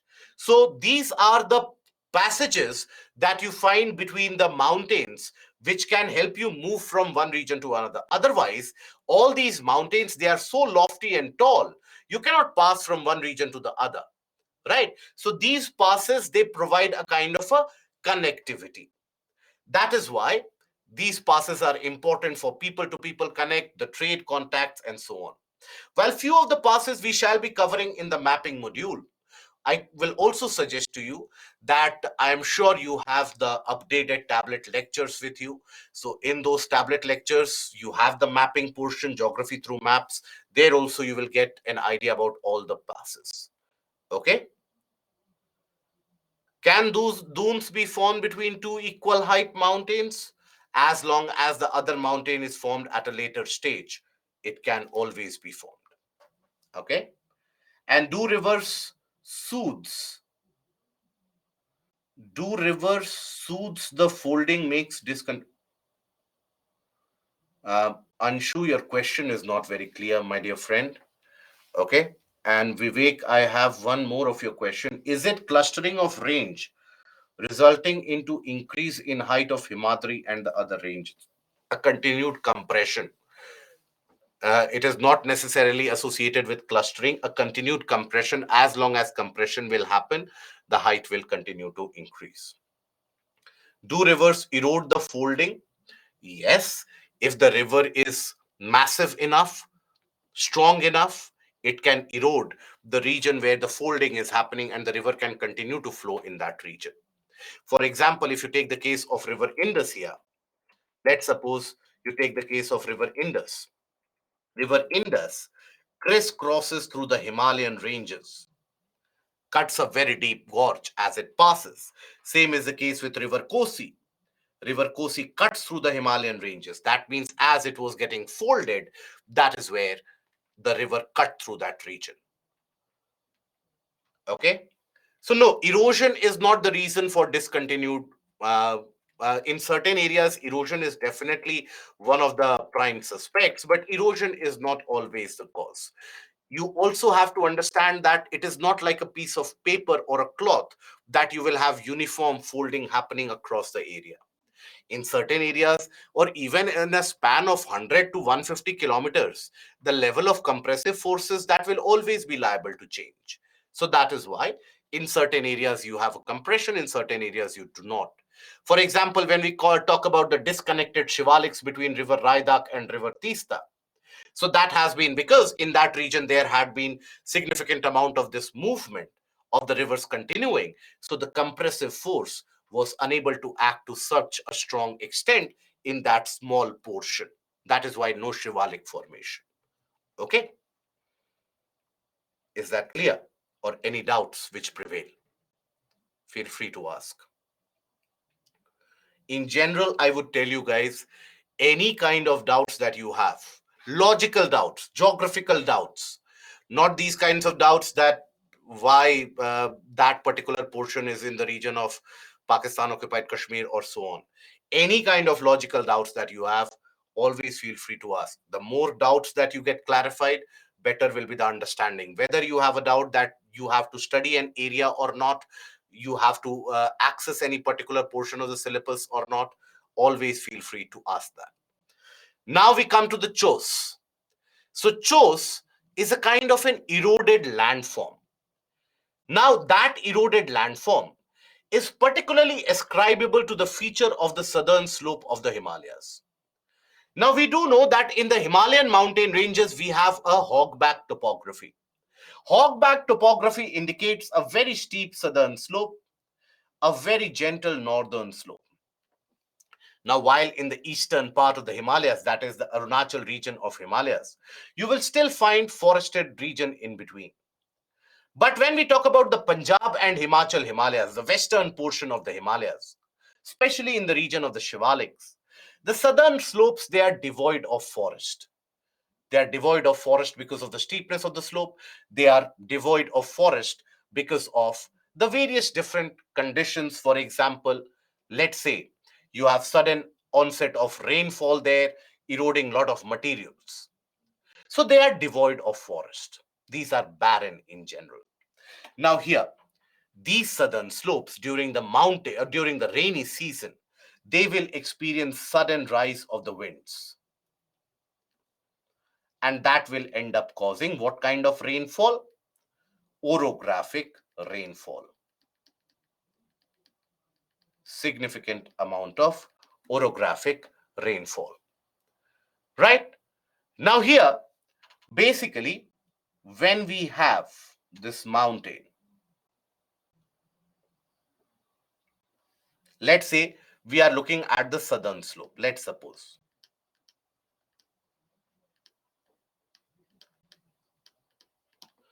Now here in the southern slope, when you have sudden incessant rainfall, small seasonal streams will come into existence. They will start draining. They will start basically moving around. Right? And as they move around,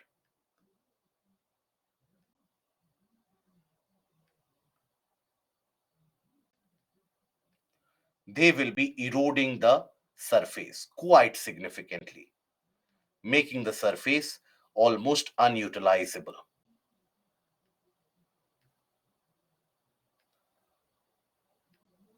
Yes, Shubhojit, both of them are same. Duars, Alipur Duar, the famous, very famous Alipur Duar. Okay, so that is where these will erode. These southern streams, these are basically the seasonal streams. Seasonal streams due to occurrence of rainfall.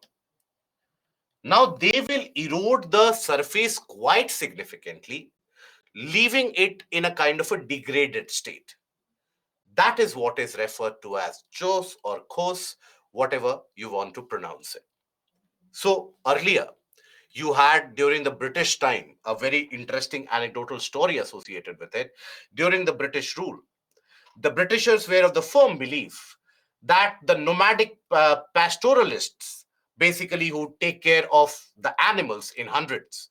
Now, it was those nomads which would carry their animals up the slope, and the Britishers alleged that it is basically these nomads who carry out the grazing activity, and there is an overgrazing which is happening, due to which, come the rainy season, the entire area is eroded. That is why immediately before the rainy season, during the late 1920s and even during the 1910s onwards, there was always a practice of arresting these nomadic communities and people from the nomadic community before the onset of rainfall. It was later realized that even if you, let's say, don't allow any amount of pastoral activity, still there will be erosion because of the slope characteristic, because a lack of forest in that region. Now, afforestation programs have managed to control it a bit, but still, the lack of deeper soil profile in that region ensures, or basically ends up becoming, a source of erosion. Okay, so that is basically the kos or chos that you come across. It is observed in the region of Punjab and Himachal Himalayas. Now, so these are basically your erosional feature. Then we come across another depositional feature, and that is the very fertile karevas. Now, the formation of karevas is very similar to that of the region of, or the formation of dunes and duars. The only difference being that this has happened on a very large scale, whereas dunes and duars, they were created in small isolated areas. So what happened? Here, you had a large deposit happening in between the Great Himalayas and Great Himalayas and Zaskar range on one side, and you had the Middle Himalayas on the other side. So that is where you had a very large deposit. So in that entirety of the region that you see, in this entirety of the region that you see, you had the same feature, where one mountain was already in existence in certain region, the area of Great Himalayas, and in certain region the area of Trans Himalayas in the form of Zaskar range. So here the mountains were in existence, and there was a further fold which happened in front of them, and that fold was the Pir Panjal. Now, as the Pir Panjal was getting folded up, there you had the accumulation of water which was draining down. So there you had the accumulation of significant amount of water. Is it visible to you guys? Let me use a different coloration. Let's see. It doesn't make a difference at all. So you had significant accumulation of water. Now, while the water was accumulated, it formed a very large lake of sorts. A very large lake. Now, this water was what? Rivers and streams draining down, multiple rivers and streams draining down the Zaskar, the Great Himalayan ranges. And all of them would bring very fertile sediments. All those sediments were deposited. All those sediments were deposited.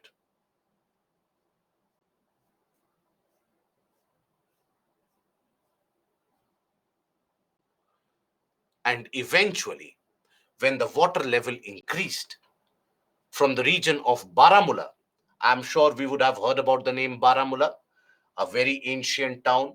A part of the ancient trade route has been significantly utilized through the ages. So near Baramulla, you have a very deep Baramulla Gorge. So from the region of Baramulla Gorge, all this water started exiting. And when that water exited, it left behind these deposits. These are also what are referred to as lacustrine deposits. Why? Because created by a large lake. So these are what are also referred to as lacustrine deposits created by a very large lake.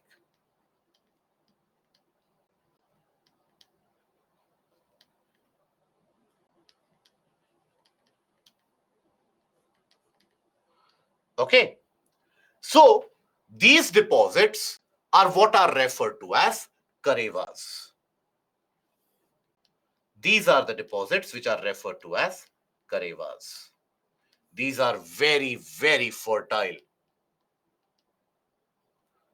Very fertile. On one end, you have the Pir Panjal. On the other end, you have the Zaskar and the region of Great Himalayas. This entire deposit, it is said that when water was accumulated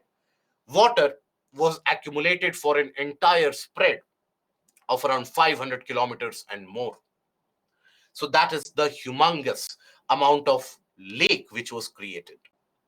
Now, this Karevas, they are now one of the most fertile regions. So, for example, in the region of Anantnag, Pulwama that you go, you will find these fertile Karevas. It is very, very suited for growth of fruits. So, growth of fruit orchards,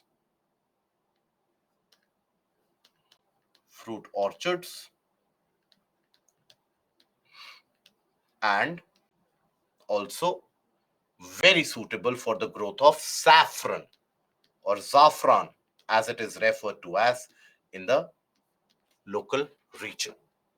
Okay, so that is where you will find these to be grown in the region of Karevas.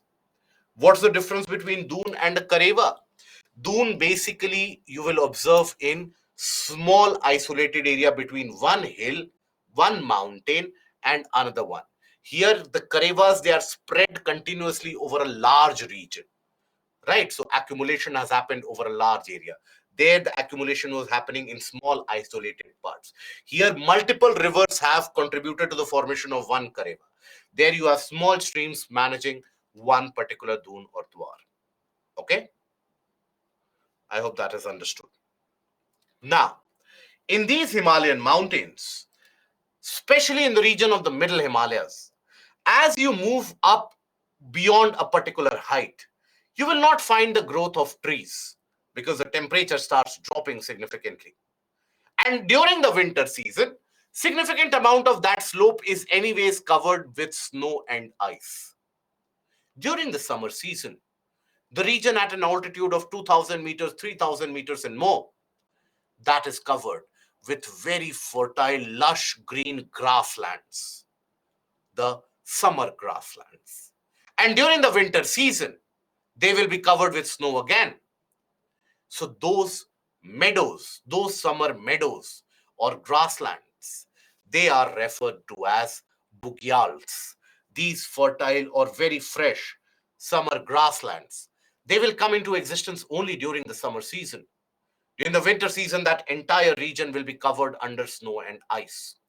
So the pastoralists, the animal herders who walk around in these mountains, if you have ever trekked along or traveled across these mountains, ideally you should do it. If you have not traveled across these Himalayan mountains, and also many parts of the country even though, but Himalayan mountains is a must visit place. If you have not visited this, you are missing something in your life. So basically, when you travel through this, you will come across many of these herders who walk along with hundreds of sheep and goat along with them for the herding activities. They carry them to the grasslands. So during the summer season, they will carry them up the slope in order to graze on these grasslands, in order to find the region where these grasses will be available. And they graze on these grasslands, and again come the winter season, all of them will come down along with their sheep, goat, and other animals. So this is a kind of a seasonal migration. Seasonal migration for what? For herding activities, right? So this is a kind of a seasonal migration which is observed. That is what is referred to as transhumanes.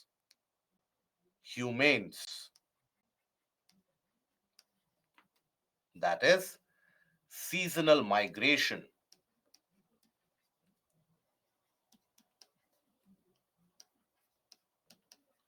of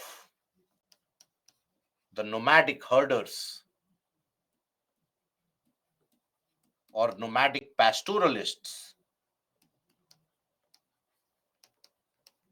in search of grazing ground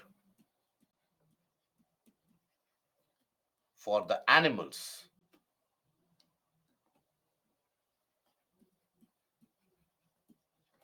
For the animals. That is what is referred to as transhumanes. Okay, so that is basically what is transhumanes. This is carried out by many of the individual groups or tribes in that region.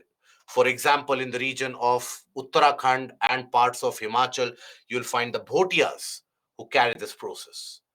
In the region of Jammu Kashmir, you will come across Bakkarwals,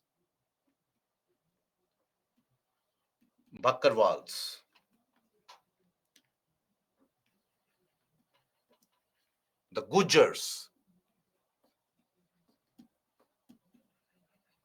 right? All of these, they carry out these nomadic activities. Bhotias also. So all of these, they carry out this nomadic pastoral activity where they move up the slope during the summer season for the grazing and come down the slope during the winter season to avoid very harsh conditions. These seasonal grasslands, they are referred to as bugyals. Okay, that is something to be understood. Then in the eastern part, the mountains are much more closely compressed because the compression has been quite accelerated, quite significant in the eastern part. And there you'll find that immediately beyond the plains, you will have access to these mountains. It is here that Himalayas take a syntactial bend in from the region of Namcha Barwa. And here you will find or come across the multiple different folds even in the eastern frontier, eastern boundary of the country. That is Patkai Bam, Naga Hills, Mizo Hills or Lushai Hills as they are referred to. You have the Mikir and the Bareil ranges in this portion of Assam as well. So all these are the portion of the folding which has happened across the eastern part.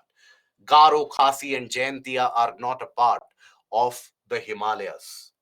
Garo, Khasi, Jaintia are very much considered to be a part of the Peninsula Plateau region. Tomorrow, when we will cover about the origin and the formation of the Peninsula Plateau, that is when we are going to cover about the portion of Garo, Khasi, and Jaintia and its formation. Okay, here you will find various different mountain passes in the eastern part. So, for example, Pangsau Pass that you have here, you have Bamla, Bomdila, Sela, Jelepla, Nathula.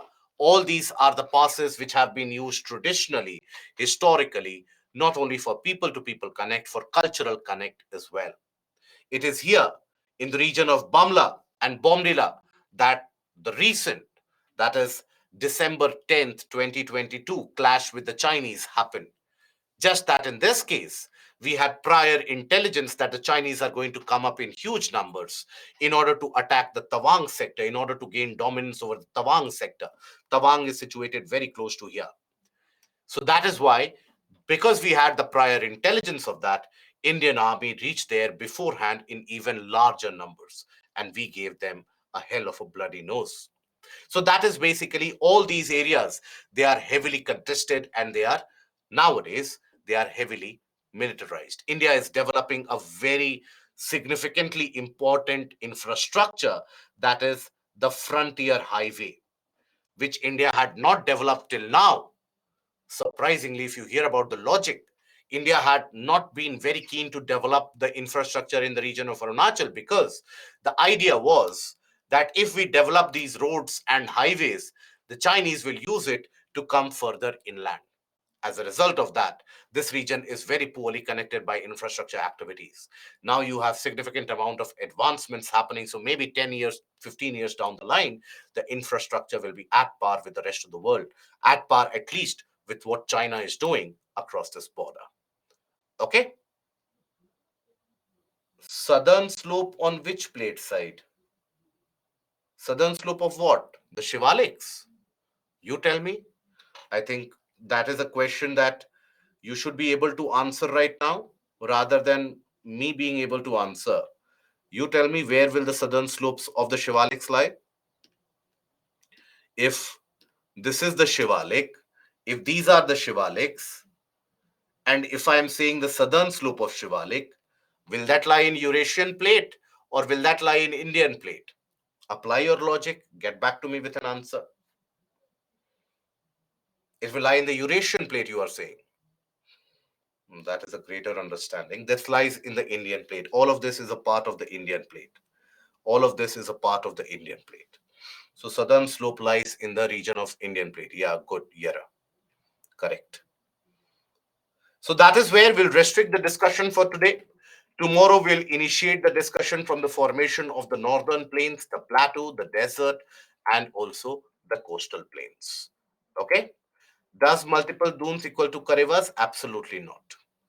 Dunes are formed in isolated areas. It does not mean that if you join them together, you will have the same formation. Please understand, when you have a large lake-like formation, there is a formation of different types of minerals which happen. So there is a different kind of mineralogy, soil pattern, everything changes. Okay?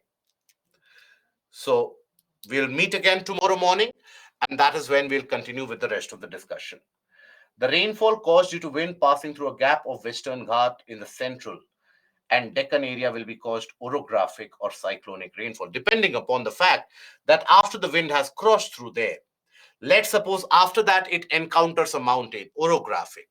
If it passes through there and is going to a low pressure center, that will be a cyclonic rainfall. Just the passage of the wind cannot be does not have a criteria to classify it in any of that. It will basically be dependent upon that once the wind reaches its destination, why it is causing the rainfall. Okay? So that will be all from my side today. I hope the session has been helpful to you. So take rest today, relax, and meet again tomorrow, and we'll talk about the rest of the portion of Indian geography. So, any doubts that which still prevail, the SMEs are here to get back to you. You can contact me also. I'll get back to you in due process of time. So that will be all. Goodbye. Have a good night. Thank you.